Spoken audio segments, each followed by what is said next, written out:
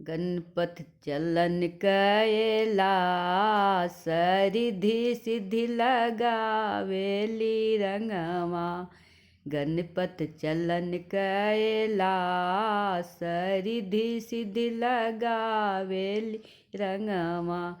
गणपत चलन कैलास कैलास हो। गणपत चलन कैलास कैलास रिधि सिद्धि लगावेली रंगवा।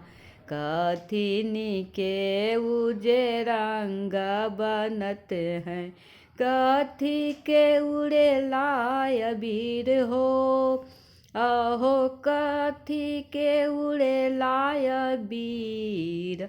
रिधि सिद्धि लगावेली रंगवा। गंगा जमुनवा के रंग बनतु हैं। बालू के उड़े लाय अबीर हो।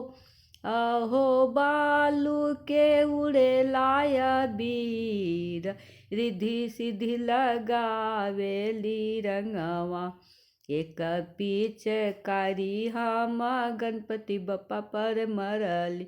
अब गणपति बप्पा भैले लाले लाल हो। अब गणपति बप्पा भैले लाले लाल।